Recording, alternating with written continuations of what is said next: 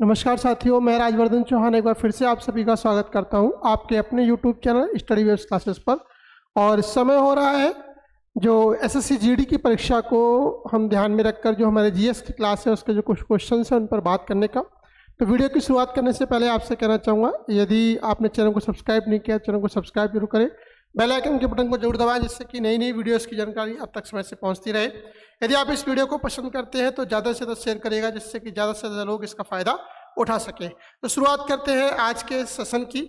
और आज का जो हमारा सेशन है वो अभी तक जो आप एंशिएंट हिस्ट्री के क्वेश्चन लगा चुके हैं उन सबसे एक मिले जुले क्वेश्चंस है, यानी कि जो भी आपने क्वेश्चंस लगाए हैं, चाहे वो मगध के हों, चाहे वो बौद्ध धर्म के हों, चाहे वो जैन साम्राज्य के हों, चाहे वो आपके प्राचीन इतिहास में अगर हम बात करें तो सिंधु घाटी सभ्यता के हों, चाहे वो वैदिक सभ्यता के हों, तो जो एक इनका मिला जुला जो एक स्ट्रक्चर है आज हम उस पर बात करते हैं। तो शुरुआत करते हैं आज के सेशन की। और पहला क्वेश्चन आप सभी के लिए स्क्रीन पर ये रहा, लिखा हुआ है कि प्राचीन भारत का एक महत्वपूर्ण बंदरगाह शहर कौन सा था। यदि हम हड़प्पा सिविलाइजेशन की बात करते हैं, हड़प्पा सिविलाइजेशन के बाद की यदि हम बात करते हैं, मगध साम्राज्य की बात करते हैं, तब का क्वेश्चन पूछा गया है कि इसमें कौन सा एक ऐसा शहर था जो कि प्राचीन भारत में एक महत्वपूर्ण बंदरगाह शहर था। ताम्रलिप्त था, श्रावस्ती था, अहिच्छत्र था या चंपा था। यदि हम नीचे की तीन ऑप्शनों की बात करते हैं, श्रावस्ती, अहिच्छत्र और चंपा के बारे में, तो ये तीनों कहीं ना कहीं महाजनपद काल से संबंधित है, तीनों महाजनपदों से संबंध रखते हैं। ताम्रलिप्त जो है इसका सही आंसर है, यानी कि ताम्रलिप्त क्या था, ताम्रलिप्त एक यहाँ का महत्वपूर्ण बंदरगाह था। और यही क्वेश्चन पूछा गया है कि ताम्रलिप्त क्या था, तो ताम्रलिप्त एक महत्वपूर्ण बंदरगाह था जो कि आपके क्वेश्चन में दे रखा है। चलिए क्वेश्चन नंबर 2 की ओर बढ़ते हैं। क्वेश्चन नंबर 2 क्या कहता है जरा देखिएगा, लिखा हुआ है निम्नलिखित में से कौन, क्वेश्चन नंबर 2, निम्नलिखित में से कौन एक मछली पकड़ने का उपनिवेश था जिसका प्रयोग प्राचीन भारत में रोमनों और ग्रीको रोमनों के साथ साथ व्यापार करने के लिए एक बंदरगाह के रूप में किया जाता था। यानी कि यहाँ पर ऐसा कौन सा शहर है जो कि एक मछली पकड़ने के साथ स्थान होने के साथ साथ एक महत्वपूर्ण बंदरगाह के रूप में भी जाना जाता है। कौन सा शहर है वो? लोथल है, बादामी है, अरकामेडू है या तुला पुरुषम दन करके नाम है, ये है। तो यदि हम बात करते हैं इन चारों शहरों में, तो अरकामेडू एक ऐसा स्थान था जो मछली पकड़ने के व्यापार के साथ साथ भारत में रोमन और ग्रीको रोमन के साथ जो है व्यापार करने के लिए भी एक बंदरगाह के रूप में प्रयुक्त होता था। तो सही आंसर है 159 का आपका सी। क्वेश्चन नंबर 160 के बारे में पढ़ते हैं, जरा 160 को पढ़िएगा, क्या कहता है 160, लिखा हुआ है मेसोपोटामिया के लोग से बनी तख्तियों पर लिखते थे। मेसोपोटामिया के लोग किसकी बनी तख्तियों पर लिखा करते थे? क्वेश्चन ये पूछा गया है, किले की, बलुआ पत्थर की, चूना पत्थर की या स्लेट की। आंसर दीजिएगा। तो मेसोपोटामिया के लोग किले की बनी तख्तियों पर लिखा करते थे, तो सही आंसर है आपका ए। ठीक है, यदि आप सिंधु घाटी सभ्यता को पढ़ोगे तो सिंधु घाटी सभ्यता में जो उनके व्यापारिक संबंध थे वो मेसोपोटामिया के लोगों के साथ थे। और मेसोपोटामिया के लोग सिंधु घाटी सभ्यता के लोगों को मेलुहा शब्द का प्रयोग किया करते थे, ऐसा आपने एनसीईआरटी में पढ़ा होगा। तो सही आंसर क्या है कि मेसोपोटामिया के लोग किले की बनी तख्तियों पर लिखा करते थे। 160 का सही आंसर है आपका फर्स्ट। चलिए क्वेश्चन नंबर 161 की ओर बढ़ते हैं। 161 क्या कहता है, लिखा हुआ है प्राचीन भारत में गोत्र प्रथा के बारे में निम्नलिखित में से कौन सा कथन सत्य है। गोत्र प्रथा क्या थी? पहले तो आपको यह पता होना चाहिए गोत्र किसे कहते हैं। कहा जाता है कि प्रत्येक जो सामाजिक व्यवस्था है उस सामाजिक व्यवस्था में प्रत्येक एक वर्ग के द्वारा क्या है, एक गोत्र की व्यवस्था को अपनाया गया। और गोत्र कहा जाता है कि उस वंश का, या कहें कि उसको जिसने अपनाया है उसका एक प्राचीन ऋषि हुआ करता था और ऋषि के नाम पर जो है इसके लिए इसका नाम रखा जाता था। अगर हम बात करते हैं गोत्रों के बारे में तो आपने पढ़ा होगा भारद्वाज गोत्र है, कश्यप गोत्र है, वत्स गोत्र है, अत्रि गोत्र है, वशिष्ठ गोत्र है, विश्वामित्र गोत्र है। तो ये सभी ऋषियों के नाम पर इन गोत्रों का नामकरण किया गया और माना जाता है कि इन्हीं के द्वारा इनकी शुरुआत की गई थी। ये इनके कुल गुरु या कहें कि कुल पुरुष व्यक्ति हैं। तो वही उसी के संबंध में क्वेश्चन पूछा गया है एक ही गोत्र में शादी करने की अपेक्षा की जाती थी। नंबर 1, ये गलत बात है। समान गोत्र विवाह जो है वर्जित बतलाया गया है, शास्त्र में समान गोत्र विवाह वर्जित है। तो पहला गलत हो गया यहीं से कि पुरुषों और महिलाओं से एक ही गोत्र में शादी करने की अपेक्षा की जाती थी, गलत कथन है। नंबर 2, समान गोत्र के लोग उस व्यक्ति के वंशज माने जाते थे जिनके नाम पर गोत्र का नाम रखा गया था। ठीक है, दूसरा ऑप्शन कुछ कुछ सही लग रहा है, क्योंकि हमने कहा कि व्यक्ति के नाम जो उनके कुल गुरु हुआ करते थे उन्हीं के नाम पर जो है गोत्र का नाम रखा जाता था। तो सही आंसर जो है अभी हमें लग रहा है कि ये इसका सही आंसर हो सकता है, लेकिन पहले हम आगे बढ़ते हैं। बी अभी 50-50 को हमने छोड़ रखा है। ठीक है, अभी हम 50-50 की बात कर रहे हैं। लिखा हुआ है महिलाओं ने शादी के बाद अपने पिता के गोत्र को बरकरार रखा। ये बात बिल्कुल गलत है। महिलाओं के बाद जब विवाह हो गया, विवाह के बाद उन्होंने क्या है उसी गोत्र को अपना लिया जिस गोत्र में उनका विवाह हुआ, तो ये बात भी गलत हो गई। और प्रत्येक गोत्र का नाम एक प्रसिद्ध राजा के नाम पर रखा गया था, ये बात भी गलत है। प्रत्येक गोत्र का नाम जो रखा गया था वो किसी न किसी ऋषि के नाम पर रखा गया था। तो जो बी ऑप्शन है यहाँ पर 50-50 लग रहा है, ये 100% में कन्वर्ट होता है और सही आंसर आपका आता है बी वाला जो है आपका बिल्कुल सही आंसर है। बी आपका बिल्कुल सही आंसर है कि समान गोत्र के लोग उस व्यक्ति के वंशज माने जाते थे जिनके नाम पर गोत्र का नाम रखा गया था। चलिए क्वेश्चन नंबर 162 की ओर बढ़ते हैं। क्वेश्चन नंबर 162 क्या कहता है, ध्यान दीजिएगा। लिखा हुआ है निम्नलिखित में से कौन प्राचीन भारत में चिकित्सा के विषय में योगदान करता था। चिकित्सा के विषय में निम्न में से कौन संबंधित है, चिकित्सा से किसका संबंध है, यह क्वेश्चन पूछा गया है। अगर हम चिकित्सा की बात करते हैं तो हर्ष, भास, चरक, पाणिनि, इनमें जो चरक है इसमें जो सी ऑप्शन है चरक, चरक के द्वारा लिखी गई चरक संहिता आयुर्वेद की एक महानतम पुस्तकों में से एक है, चरक संहिता। हर्ष एक राजा था, भास एक दरबारी कवि था, पाणिनि एक ऋषि थे जिनके द्वारा अष्टाध्यायी नामक जो है एक ग्रंथ लिखा गया। अष्टाध्यायी क्या है, वास्तव में एक व्याकरणिक ग्रंथ है, व्याकरण का ग्रंथ है। जबकि चरक जो था एक विद्वान था और आयुर्वेद चिकित्सा में निपुण सिद्धांत था। कहा था इसके द्वारा लिखा गया ग्रंथ चरक संहिता आधुनिक मेडिकल साइंस की नींव का जो है एक ग्रंथ है, यानी कि आधुनिक मेडिकल साइंस चरक को अपना जो है आदर्श मानता है और चरक संहिता उसकी ये पुस्तक है। तो सही आंसर 162 का जो आता है वो आता है आपका सी। चलिए क्वेश्चन नंबर 163 की ओर बढ़ते हैं। देखा हुआ है निम्नलिखित में कौन सा एक प्राचीन भारतीय गणितज्ञ और खगोलविद थे। प्राचीन भारतीय गणितज्ञ भी थे और खगोलविद थे, ऐसा क्वेश्चन पूछा गया है। अमलानंद नहीं। नागार्जुन के बारे में क्या आता है कि नागार्जुन जो था वो एक रसायनविद था। नागार्जुन कौन था, एक रसायनविद था, तो नागार्जुन भी नहीं है। बराहमिहिर ये एक गणितज्ञ और खगोलविद थे, ये आंसर बिल्कुल सही है। और बाणभट्ट जो था वो एक दरबारी कवि था, तो ये वाला ऑप्शन भी गलत है। तो सही आंसर आपका जाता है इसमें सी, यानी कि 163 का जो सी आंसर है वो बिल्कुल सही है। 163 का सी आंसर बिल्कुल सही है। क्वेश्चन नंबर 164 की ओर बढ़ते हैं। लिखा हुआ है प्राचीन भारतीय पांडुलिपियां आमतौर पर ताड़ के पत्तों या हिमालय में उगने वाले पेड़ की छाल पर लिखी जाती थी। वो कौन सा पेड़ था जिस पर ये पांडुलिपियां या कहें कि ये वेद ये ग्रंथ लिखे गए, तो वो भुर्ज नाम का पौधा था। भुर्ज नाम पेड़ की एक छाल हुआ करती थी जिस पर ये सारे ग्रंथ इत्यादि लिखे जाते थे। तो इसका जो सही आंसर है वो आपका कौन सा है, इसका जो सही आंसर है वो है आपका जो है भुर्ज, यानी कि सी आंसर बिल्कुल सही है, जैसे कि हमने मेंशन कर रखा है। सही आंसर कौन सा है आपका, भुर्ज पेड़ की छाल पर जो है ये पांडुलिपियां लिखी जाती थी। चलिए अगले क्वेश्चन की ओर बढ़ते हैं। क्वेश्चन नंबर जो है अगला आता है आपका 165 की ओर, 165। जरा क्वेश्चन पढ़िएगा क्या लिखा हुआ है। क्वेश्चन क्या कहता है 165, जरा देखिएगा। क्वेश्चन नंबर 165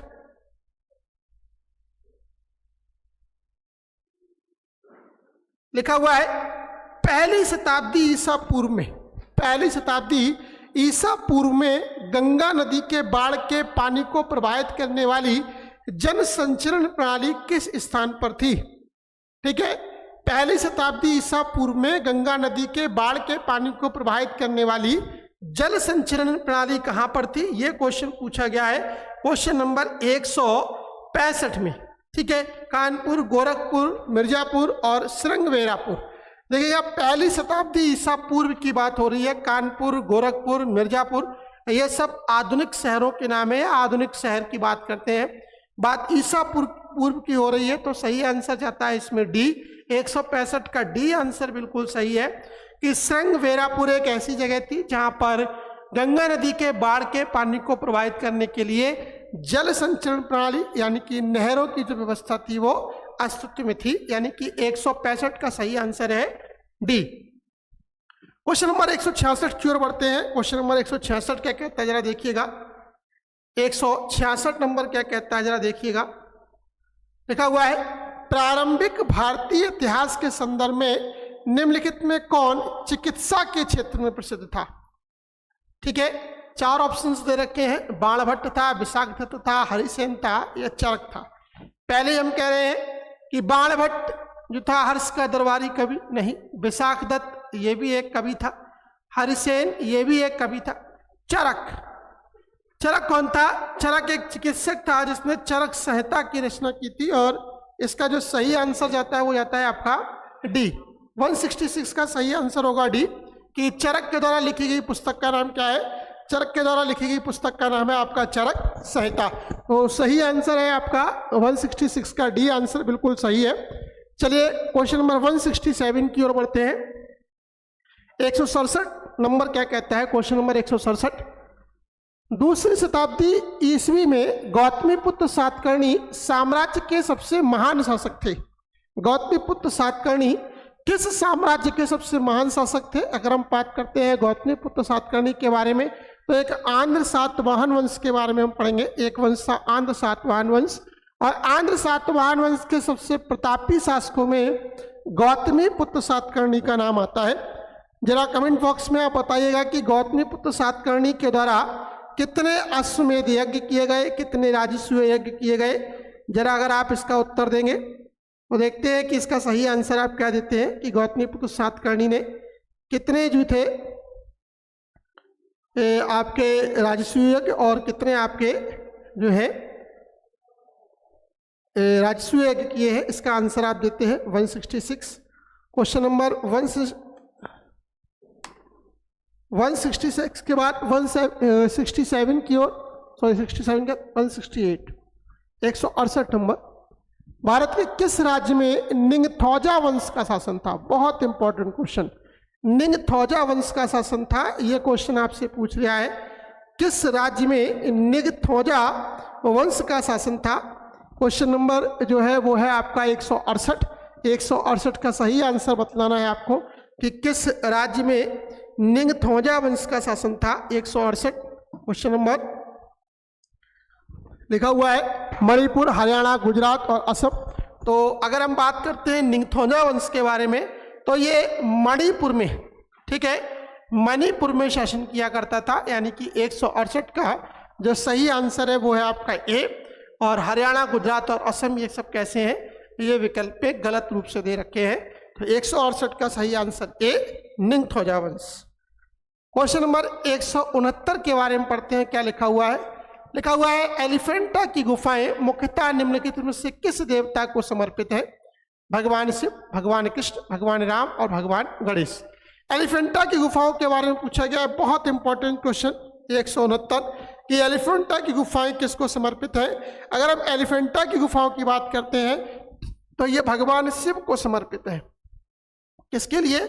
भगवान शिव को समर्पित है एलिफेंटा की गुफाएं। तो सही आंसर यहाँ पर जो है 169 का ए बिल्कुल सही आंसर है कि एलिफेंटा की गुफाएं किसको समर्पित है? एलिफेंटा की गुफाएं भगवान शिव के लिए समर्पित है। क्वेश्चन नंबर 170, निम्नलिखित मंदिरों में कहाँ गोपुरम मिलेगा? गोपुरम की जो शैली है वो किस मंदिर में आपको मिलेगी? गोपुरम की एक व्यवस्था होती है मंदिर के चारों ओर। अगर आप बाउंड्री वॉल को देखेंगे और उस पर एक जो शीट्स है वो बना हुआ मिलेगा, उसे हम गोपुरम बोलते हैं।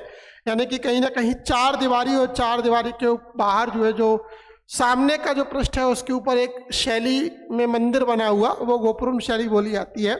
वो कहाँ पर मिलेंगे, किस मंदिर में इस गोपुरम शैली के दर्शन होंगे, क्वेश्चन यही पूछा गया है। आपको बताना है कि किस मंदिर में गोपुरम शैली के दर्शन होंगे, ये आपको उत्तर देना है। ठीक है, गोपुरम शैली के दर्शन आपको किस मंदिर में मिलेंगे, इसका उत्तर देना है आपको। 170 का सही आंसर क्या होगा, शिव मंदिर चिदम्बरम, भावतरणी मंदिर दक्षिणेश्वर, स्वर्ण मंदिर अमृतसर, दिलवाड़ा का मंदिर माउंट आबू। देखिएगा, दिलवाड़ा के जो जैन मंदिर है वो जैन शैलियों को प्रदर्शित करते हैं, स्वर्ण मंदिर सिखों से संबंधित है, भावतरणी मंदिर दक्षिणेश्वर में स्थित है और यहाँ पर भी इसके दर्शन नहीं होंगे। तो सही आंसर जो ए वाला है, शिव मंदिर जो कि चिदम्बरम में बना हुआ है, चिदम्बरम का शिव मंदिर गोपुरम शैली को रिप्रेजेंट करता है। तो सही आंसर 170 का क्या जाएगा, ए बिल्कुल सही आंसर है 170 का, कि गोपुरम शैली के दर्शन कहाँ पर होते हैं, चिदम्बरम में होते हैं। चलिए क्वेश्चन नंबर 171, बहुत इंपॉर्टेंट क्वेश्चन। मैसूर पैलेस किसका निवास था, मैसूर पैलेस के बारे में बताना है कि मैसूर पैलेस किसका निवास स्थान था। क्वेश्चन नंबर 171 है, जरा बताइएगा कि ये किसका निवास स्थान था, मैसूर पैलेस किसका निवास स्थान था, आपको ये बतलाना है।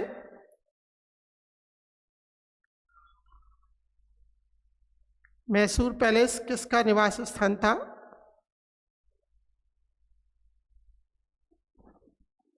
चंदेलों का, पलाश का, बुंदेला का या वोडेयार्स का। 4 ऑप्शंस आपके सामने हैं। देखिए, चंदेलों के बारे में आपने पढ़ा होगा, जिसे जेजाक भुक्ति बोलते हैं, मध्य प्रदेश के जो शासक हैं, खजुराहो की जो मंदिर शैली है वो इन्हीं शासकों के द्वारा बनवाए गए, तो वो गलत है। बुंदेला शासकों के बारे में पढ़ोगे आप तो ये महाराष्ट्र से संबंधित है, उनका भी इससे कोई मतलब नहीं है। पलाश ये भी इससे संबंधित नहीं है, लेकिन वडेयार्स को यदि आप दक्षिण में पढ़ोगे तो वडेयार के जो शासक हैं उनका मैसूर पैलेस के साथ संबंध है। यदि हम मैसूर पैलेस की बात करते हैं तो टीपू सुल्तान का जो राजमहल था, ये बेसिकली वहाँ से क्वेश्चन पूछा गया है कि उनका जो मैसूर पैलेस था वो किसका स्थान है, वडेयार का जो है वो ये निवास स्थान था। चलिए अगला क्वेश्चन 172 क्वेश्चन, पटचित्र कला रूप हिंदुओं पौराणिक कथाओं में किस भगवान को समर्पित है। बहुत इंपॉर्टेंट क्वेश्चन है, दिया गया है पटचित्र कला रूप भगवानों में से किसके लिए समर्पित है। 172 क्वेश्चन नंबर दे रखा है। भगवान जगन्नाथ के लिए समर्पित है, नंबर 2 भगवान गणेश के लिए समर्पित है, नंबर 3 भगवान ब्रह्मा को समर्पित है और नंबर 4 यानी कि डी ऑप्शन भगवान शिव के लिए समर्पित है। ठीक है, बिल्कुल सही, ये भगवान जगन्नाथ के लिए समर्पित है। पटचित्र कला रूप हिंदू पौराणिक ग्रंथों में भगवान जगन्नाथ के लिए जो है समर्पित है। और ये जो है आपको अगर जगन्नाथ की मूर्तियों को देखेंगे तो दक्षिण के जो मंदिर है वहाँ पर इनके आपको दर्शन ज़्यादा होते हैं। तो 172 का सही आंसर ए। चलिए क्वेश्चन नंबर 173 की ओर बढ़ते हैं। लिखा हुआ है ओडिशा का सूर्य मंदिर 12वीं शताब्दी ईस्वी में निम्नलिखित में से किस सम्राट के द्वारा बनवाया गया था। बहुत इंपॉर्टेंट क्वेश्चन, कई बार परीक्षा में पूछा गया कि कौन सा जो है यहाँ किस उड़ीसा का सूर्य मंदिर किसके द्वारा बनवाया गया है। क्वेश्चन ये है, खारवेल के द्वारा, धर्मपाल के द्वारा, नरसिंह देव के द्वारा या विजय सेन के द्वारा। बिल्कुल सही आंसर 173 का सी बिल्कुल सही है कि ये नरसिंह देव या जो नरसिंह वर्मन शासक था उसके द्वारा ओडिशा का जो सूर्यदेव मंदिर है, जिसे हम इसी के लिए हम कोणार्क का सूर्य मंदिर भी बोलते हैं, जो है किसके द्वारा बनवाया गया, नरसिंह देव के द्वारा बनवाया गया। ओडिशा के ही यदि हम बात करते हैं तो यहीं पर आपके द्रौपदी रथ भी मिलते हैं। 7 रथों की जो 5 रथों की जो परिकल्पना की गई उनमें द्रौपदी रथ जो है वो आपके इसी मंदिर परिसर में ही स्थित है। चलिए क्वेश्चन नंबर 174 की ओर बढ़ते हैं। निम्नलिखित में से कौन कृष्णदेव राय द्वारा लिखित राज्य शिल्प पर एक कृति है। बहुत इंपॉर्टेंट ये क्वेश्चन सीधा सीधा ये है कि कृष्णदेव राय के द्वारा लिखित ग्रंथ कौन सा है। नंबर 1 कर्पूर मंजरी, नंबर 2 अमुक्त माल्यमत, नंबर 3 तोलकाप्पियम और नंबर 4 कादम्बरी। देखिएगा कर्पूर मंजरी सही आंसर नहीं है। तोलकाप्पियम दक्षिण के ग्रंथों में है लेकिन ये इसमें नहीं आता क्योंकि कृष्णदेव राय के साथ कृष्ण पूछा है। कादम्बरी जो है अगर हम बात करते हैं तो किसके द्वारा लिखी गई है, कमेंट बॉक्स में उत्तर करके बताइएगा कादम्बरी किसने लिखी है। कई बार इसके बारे में हम बात कर चुके हैं। अब एक ही ऑप्शन बचता है कृष्णदेव राय से जो समर्थित है, यानी कि कृष्णदेव राय के द्वारा जो लिखा गया ग्रंथ है वो है अमुक्तमाल्यमन। और एक महत्वपूर्ण जो कृति है जो कि किसी राजा के द्वारा लिखी गई है, तो कृष्णदेव राय के द्वारा लिखा गया राजशिल्प पर कृति जो कौन सी है वो आपकी अमुक्तमाल्यद सही आंसर है। क्वेश्चन नंबर 175 की ओर बढ़ते हैं। 175 क्या कहता है, लिखा हुआ है निम्नलिखित में से किसने वैशेषिक दर्शन का मूल पाठ लिखा था। क्वेश्चन ये है, आम भाषा में अगर सरल भाषा की बात करें कि वैशेषिक दर्शन का प्रणेता कौन था या वैशेषिक दर्शन को लिखने वाला कौन था। 4 ऑप्शन थे, कणाद, शंकराचार्य, पतंजलि और जैमिनी। सही आंसर बताइएगा कि वैशेषिक दर्शन को लिखने वाला कौन था। ठीक है, सही आंसर बताइएगा, इसका सही आंसर क्या होगा। वैशेषिक दर्शन को लिखने वाला सही आंसर क्या होगा, जरा बताइएगा। क्वेश्चन नंबर 175 देखिएगा, कणाद ऋषि के बारे में अगर आपने पढ़ा होगा, ठीक है, आपने षट दर्शन पढ़े होंगे जो गुप्तोत्तर काल में विकसित हुए। वैसे तो ये षट दर्शन पहले से हमारे यहाँ पर चरण में थे, लेकिन गुप्तोत्तर काल में ये षट दर्शन पुनः लिखे गए। तो कणाद ऋषि के द्वारा जो वैशेषिक दर्शन का पाठ लिखा गया। शंकराचार्य के द्वारा 4 मठों की स्थापना की गई। पतंजलि के द्वारा अष्टाध्यायी लिखी गई और जैमिनी एक ऋषि थे जिन्होंने एक संहिता की रचना की थी। तो ये सारे आंसर गलत है। पहला वाला जो आंसर है यानी कि ए आंसर बिल्कुल सही है कि कणाद के द्वारा कौन सा दर्शन लिखा गया, वैशेषिक दर्शन लिखा गया। जरा कमेंट बॉक्स में आप ये भी बताइएगा कि सबसे प्राचीन दर्शन कौन सा है और उस दर्शन को देने वाला कौन है।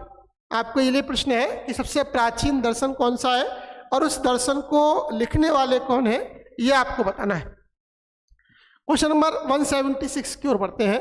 लिखा हुआ है मैनामती और गोपीचंद्र की कहानी निम्नलिखित में से किस साहित्यिक कृति का हिस्सा है। मैनामती और गोपीचंद्र की कहानी नाथ साहित्य का, चंडी मंगल काव्य का, मानस मंगल काव्य का या संस्कृत महाकाव्य का। बहुत बहुत इंपॉर्टेंट क्वेश्चन। ठीक है, मैनामती काव्य जो है कहाँ पर मिलता है, एक बार फिर से ऑप्शन को देखिएगा। 176 नाथ साहित्य, चंडी मंगल काव्य, मानस मंगल काव्य और संस्कृत महाकाव्य। 176 का सही आंसर क्या होगा। अगर हम मैनामती और गोपीचंद्र की कहानी का वर्णन पढ़ते हैं तो ये नाथ साहित्य की सबसे चर्चित कहानियों में से एक है। ठीक है, नाथ साहित्य के बारे में यदि आपने पढ़ेंगे तो गुरु गोरखनाथ के द्वारा जो है इसी नाथ संप्रदाय में हुए। अगर कहा जाता है कि 9 नाथ बताए गए, अगर आप हिंदी साहित्य के इतिहास को पढ़ेंगे तो नाथ साहित्य आता है। तो वहीं पर जो है मैनामती और गोपीचंद्र की कहानी मिलती है जो कि नाथ साहित्य के सबसे महत्वपूर्ण कहानियों में से एक है। क्वेश्चन नंबर 177 निम्नलिखित में से किसने राष्ट्रकूट साम्राज्य की स्थापना की थी। कृष्ण प्रथम, दंतिदुर्ग, अशोक या अमोघ वर्ष। तो सही आंसर इसका है, बिल्कुल सही बता रहे हैं आप। 177 का बी आंसर बिल्कुल सही है कि दंतिदुर्ग के द्वारा जो थी, किसकी, दंतिदुर्ग के द्वारा जो है आपका राष्ट्रकूट शासन की नींव रखी गई। ठीक है, किसके द्वारा, दंतिदुर्ग के द्वारा। चलिए अगले क्वेश्चन की ओर बढ़ते हैं। क्वेश्चन नंबर 178 की ओर बढ़ते हैं। 178 क्या कहता है, निम्नलिखित में से कौन सी पुस्तक पाणिनि के द्वारा लिखी गई थी। रघुवंशम, अष्टाध्यायी, मनुस्मृति, कथा सागर। ठीक है, बहुत सिंपल है। अभी थोड़ी देर पहले बात भी आई थी कि पाणिनि के द्वारा लिखी गई ग्रंथ जो है वो अष्टाध्यायी है। अष्टाध्यायी क्या है, एक महाकाव्य है, एक संस्कृत ग्रंथ है, एक व्याकरण ग्रंथ है, एक हिंदी साहित्य का ग्रंथ है। जरा बताएंगे अष्टाध्यायी कैसा ग्रंथ है। अष्टाध्यायी अगर हम बात करते हैं तो एक व्याकरणिक ग्रंथ है। व्याकरण की सबसे प्राचीनतम पुस्तकों में से एक मानी जाती है अष्टाध्यायी। कहा जाता है कि इसी अष्टाध्यायी में ही जो है अष्टाध्यायी की रचना जो थी पाणिनि ने भगवान शंकर की तपस्या जब की थी तो उन्होंने प्रसन्न होकर ही इस पुस्तक को लिखने का, या कहें कि उनकी जो है तपस्या से प्रसन्न होकर ही ये पुस्तक लिखी गई। इसी में आप पढ़ेंगे जो भगवान शंकर के द्वारा आपने पढ़ा हुआ कि जो है डमरू का नाद किया गया और उससे फिर जो है वो स्वर निकले थे। ठीक है, 14 बार उन्होंने जो डमरू बजाया, नव पंचवारम। इस तरीके से एक श्लोक आता है। तो अष्टाध्यायी इसका सही आंसर है। मनुस्मृति मनु के द्वारा लिखी गई रघुवंशम कालिदास का महाकाव्य है। कथा सरित सागर, इसके जो है आप कमेंट बॉक्स में उत्तर करके बताइएगा कि इसके लेखक कौन है। चलिए 179 की ओर बढ़ते हैं। गौतमीपुत्र सातकर्णी एक शासक थे। सातवाहन, पूर्वीगंग, मौर्य या पर्थियन। गौतमीपुत्र सातकर्णी, भी थोड़ी देर पहले इनसे संबंधित क्वेश्चन आया था। आपको बताना है कि गौतमीपुत्र सातकर्णी कैसे शासक थे। 179 का आंसर बताना है आपको। ठीक है, बिल्कुल सही आंसर है कि गौतमीपुत्र सातकर्णी एक सातवाहन शासक थे। सातवाहन वंश के बारे में हम पहले पढ़ चुके हैं कि इसके लिए आंध्र सातवाहन कहा जाता है। इन्होंने अपनी राजधानी महाराष्ट्र के प्रतिष्ठान में स्थापित की थी और गौतमीपुत्र सातकर्णी एक महानतम शासकों में से एक थे। क्वेश्चन नंबर 180 की ओर बढ़ते हैं, 180 की ओर बढ़ते हैं। आज का आखिरी क्वेश्चन यही है। यशोविग्रह, महीचंद्र और चंद्रदेव वंश के पहले 3 शासक थे। ठीक है, मराठा के, चौहान के, गहड़वाल के या वडियार के। क्वेश्चन नंबर 180 का सही आंसर क्या होगा? ठीक है, यशोविग्रह, महीचंद्र, चंद्रदेव किस वंश के पहले 3 शासक थे? ठीक है, मराठा के, चौहानों के, गहड़वाल के या वडियार के। ठीक है, नहीं, अगर हम बात करते हैं यशोविग्रह, महीचंद्र और चंद्रदेव के बारे में, तो ये गहड़वाल शासकों में से आते हैं और ये गहड़वाल शासकों के पहले 3 शासकों के नाम है। पहला शासक यशोविग्रह हुआ, दूसरा महीचंद्र हुआ और तीसरा आपका चंद्रदेव हुआ। ठीक है, गहड़वाल वंश। ठीक है, गुप्तोत्तर काल के बाद के जो नए वंश विकसित हुए तो उनमें ये एक महत्वपूर्ण वंश है। तो ये थे आज के हमारे क्वेश्चन जो कि एंशिएंट हिस्ट्री से संबंधित थे। यदि आपको ये वीडियो पसंद आती है तो इसको ज़्यादा से ज़्यादा शेयर करिएगा, जिससे कि ज़्यादा से ज़्यादा लोग इसका फ़ायदा उठा सकें। आज के लिए फिलहाल इतना ही, धन्यवाद।